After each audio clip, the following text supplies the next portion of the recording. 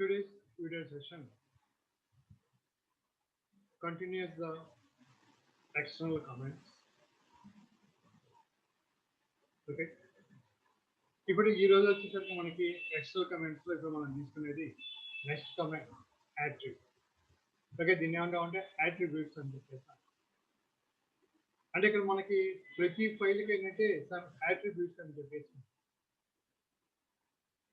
ఇప్పుడు ఆ యాట్రిబ్యూట్స్ మనం ఇక్కడ సెట్ చేయొచ్చు, సెట్ చేసిన దాన్ని రిమూవ్ చేస్తాం.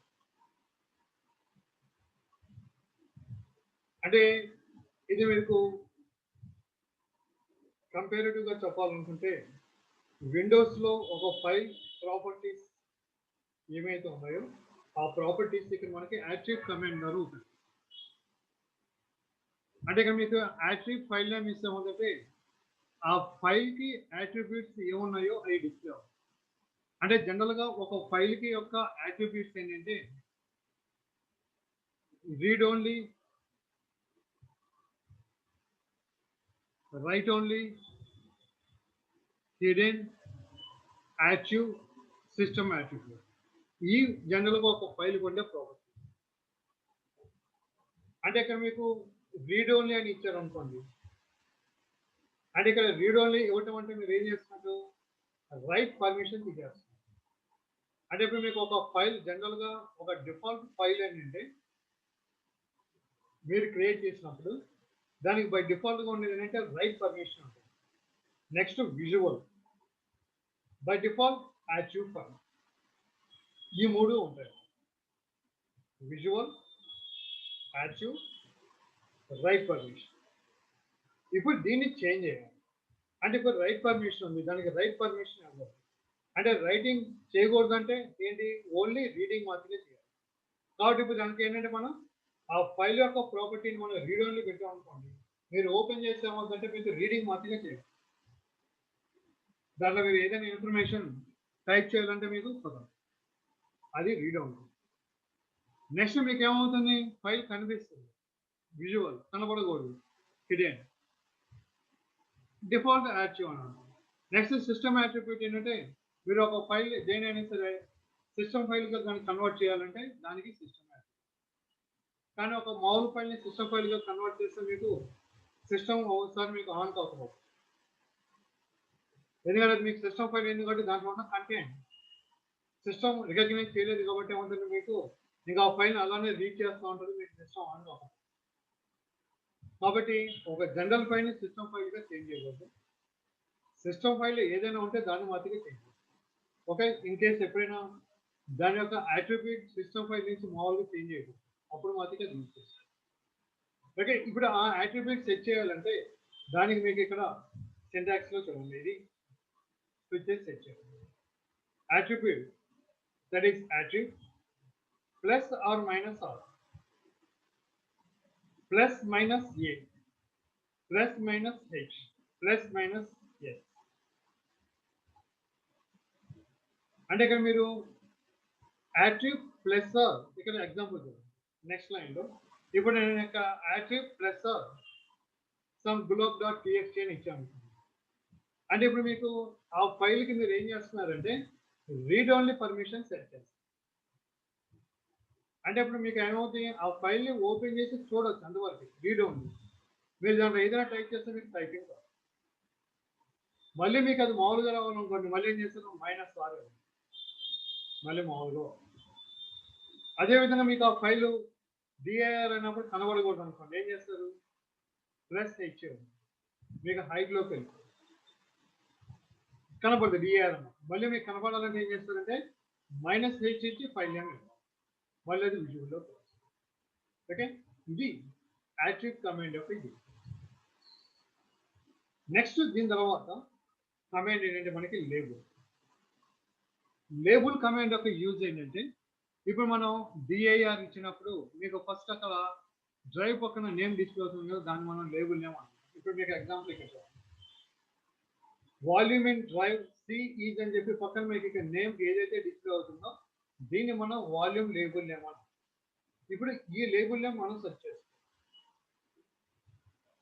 ఓకే, ఇప్పుడు ఆ లేబుల్ నేమ్ ఉన్నది తీసేసి మీరు వేరేది పెట్టాలంటే దానికి మీకు కమాండ్ ఏంటంటే లేబుల్ అనే కమాండ్ ద్వారా లేబుల్ నేమ్ని చేంజ్ చేయండి. అలా కాకుండా మీకు లేబుల్ నేమ్ డిస్ప్లే కావాలంటే దానికి విఓఎల్ అంటే ఏముందంటే మీకు వాల్యూమ్ లేబుల్ డిస్ప్లే.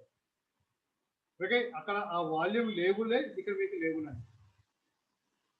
ఓకే, అంటే ఇప్పుడు మీరు ప్రాంప్ట్ దగ్గర లేబుల్ అని ఇచ్చేసి మీరు ఎంటర్ కీ ప్రెస్ చేస్తారు అనుకోండి, మీకు ప్రెసెంట్గా ఉన్న లేబుల్ నేమ్ డిస్ప్లే అయ్యి దాంతోపాటు మీకు సీరియల్ నెంబర్ డిస్ప్లే అవుతుంది.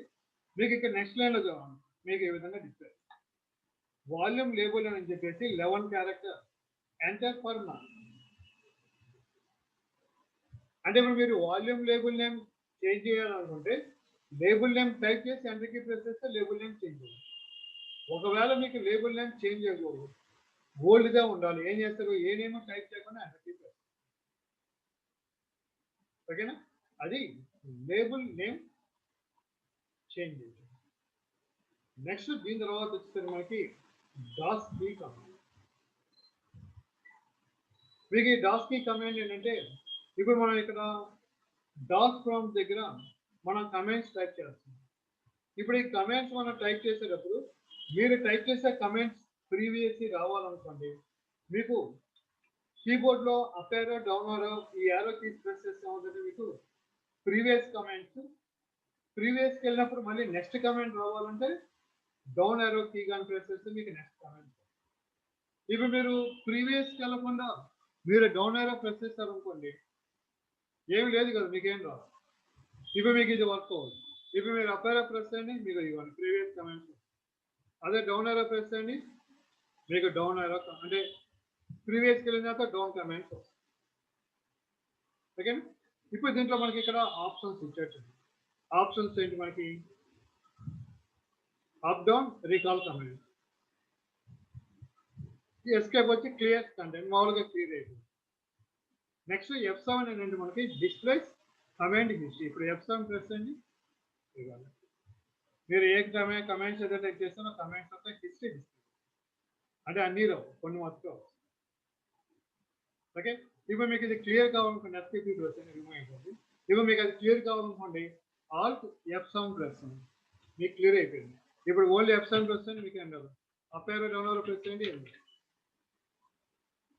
ఓకే, ఇది మనకి ఇక్కడ డాస్ కీలో ఈ కమాండ్స్ ఉపయోగించి. ఇప్పుడు మీకు అలా కాకుండా మీకు పర్టికులర్ కమాండ్ కావాలనుకోండి, F9 ప్రెస్ చేసి ఆ నంబర్ ఇచ్చారనుకోండి, మీకు ఆ కమాండ్ వచ్చేది. అంటే ఇప్పుడు ఎగ్జాంపుల్ DIR CLS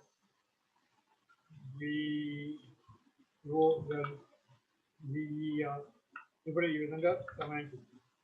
ఇప్పుడు మీరు ఇక్కడ F7 ప్రెస్ చేసి లిస్ట్ వచ్చింది కదా, ఇప్పుడు నాకు రెండోది కావాలనుకోండి, ఏం చేస్తారు, F9 ప్రెస్ చేసి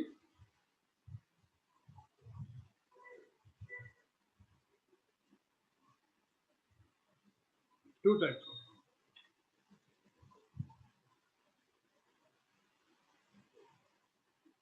ఓకే, F9 ఇప్పుడు ఇక్కడ నెంబర్ ఉంది, ఎన్నోది కావాలి, 2 కావాలి, 2.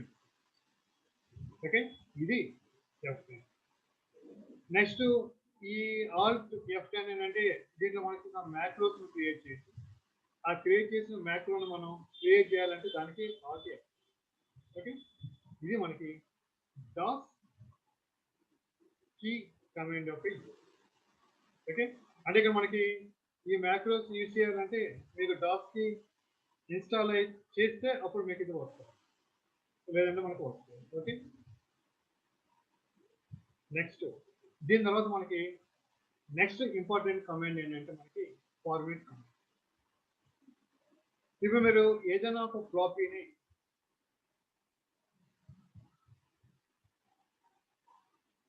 కొత్తది కొనుక్కొచ్చి మీరు యూజ్ చేయాలంటే జనరల్గా ఏంటంటే మనకి ఫ్లాపీలో వాళ్ళు ఆల్రెడీ మనకి ఫార్మాట్ చేసి ఇచ్చేస్తారు. మీకు న్యూ వన్లో ఏంటంటే జనరల్గా ఇన్ఫర్మేషన్ స్టోర్ చేయడం తెలియదు. దీనికి ఎగ్జాంపుల్ ఏంటంటే మీరు హార్డ్ డిస్క్ తీసుకుంటారు.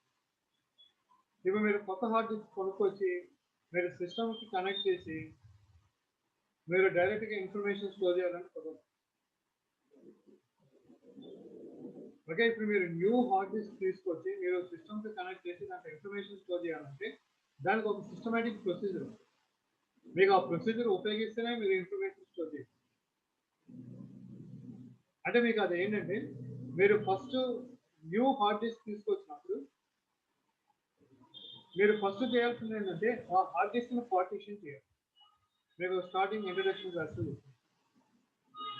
హార్డ్ డిస్క్ ని పార్టీషన్ చేసిన హార్డ్ డిస్క్ ఏం చేయాలంటే మళ్ళీ ఒక్కొక్క పార్టీషన్ ఫార్మేట్ చేస్తేనే మీరు దాంట్లో ఆ పార్టీషన్ లో ఇన్ఫర్మేషన్ స్టోర్ చేయాలి. అంటే ఇక మనకి పార్టీషన్ మీన్స్ జాయిన్. ఓకే, కాబట్టి ఇక్కడ మనకి ఒక హార్డ్ డిస్క్ లేదా ఒక ఫ్లాపీని మనం ఫార్మేట్ చేయాలంటే దానికి కమాండ్. అంటే దానికి ఎగ్జాంపుల్ మీరు దేన్ని ఫార్మేట్ చేయాలనుకుంటున్నారు, ఫార్మేట్ ఏ కోలని ఇచ్చారు అనుకోండి, మీకు అది ఫార్మేట్ అయిపోతుంది. అంటే అక్కడ మీకు ఏమవుతుందంటే ఫ్లాపీని ట్రాక్స్ అండ్ సెటర్స్ కి పెట్టారు. ఓకే, అంటే ఇక్కడ మనకి ఈ ట్రాక్స్ అండ్ సెక్టర్స్ అంటే ఏంటంటే దానికి జస్ట్ మీకు ఒక పిక్చర్ చూపిస్తుంది. ఇప్పుడు సపోజ్ పెయింట్ బ్రష్ లో ఇప్పుడు మీరు ఇక్కడ సర్కిల్ తీసుకొని తీసుకున్నాను. మామూలుగా మీకు ఫ్లాపీ కానీ హార్డ్ డిస్క్ మీకు ఎలా ఉంటుందని సేమ్. ఇప్పుడు దీంట్లో మీకు ఏమవుతుందంటే మీరు ఫ్లాపీని ఫార్మేట్ చేసినప్పుడు మీకు ఇక్కడ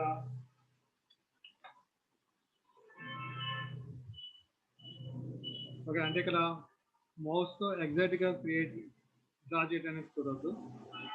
అంటే ఈ విధంగా మీకు దగ్గర ఇవ్వాలి, ఈ విధంగా. ఓకే, దీన్ని ఏమంటామంటే ట్రాక్స్ అన్న. అంటే మీకు ప్లే గ్రౌండ్లో ఇప్పుడు రన్నింగ్ రేస్ చేసే వాళ్ళు ప్లే గ్రౌండ్ చుట్టూ మీకు లైన్ డ్రా చేస్తారు. ఓకే, అంటే కాకపోతే అక్కడ మీకు ఏమవుతుందంటే రౌండ్ ఉంటుంది, కాకపోతే ఇక్కడ మీకు ఏమవుతుంది ఈ విధంగా మీకు రౌండ్ అవుతా మిడిల్లోకి వచ్చారు. వీటిని ఏమంటామంటే ట్రాక్స్ అన్న. అందులో మీకు దీనికి ఇక్కడి నుంచి ఇలా మళ్ళీ దీన్ని పాజ్ చేస్తారు.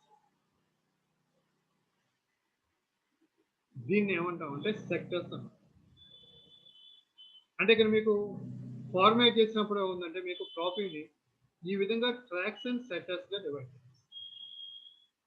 అంటే మీకు ఇన్ఫర్మేషన్ మీరు స్టోర్ చేసింది ఎక్కడ ఉంటుందంటే ఈ ట్రాక్స్ అండ్ సెక్టర్స్ లో స్టోర్.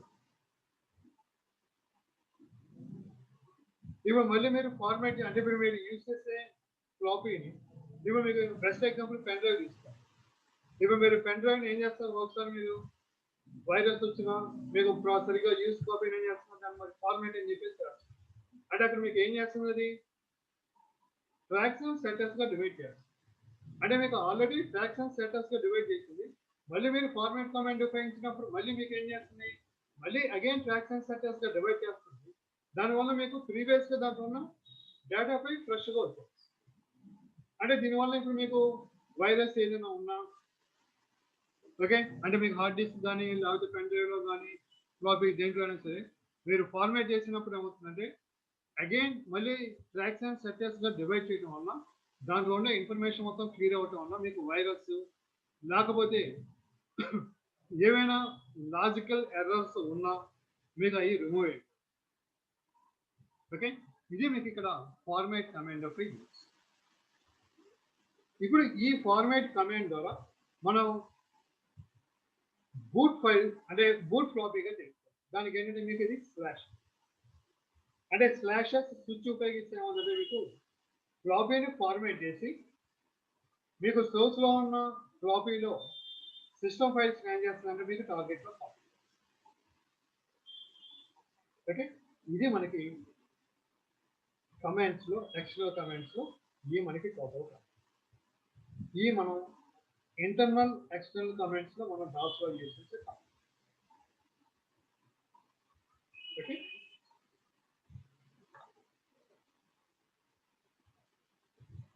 ఇప్పుడు దీని తర్వాత మనకి నెక్స్ట్ ఆపరేటింగ్ సిస్టమ్ ఏంటంటే విండోస్. ఓకే, ఇప్పుడు విండోస్ ఆపరేటింగ్ సిస్టమ్ ఏంటి, దాంట్లో ఉండే పార్ట్స్ ఏంటి, దాంట్లో ఉండే అప్లికేషన్ ఇవి మనం చూస్తాం. ఓకే, దానికి నెక్స్ట్ వీడియో సెషన్లో దీన్ని మనం యూజ్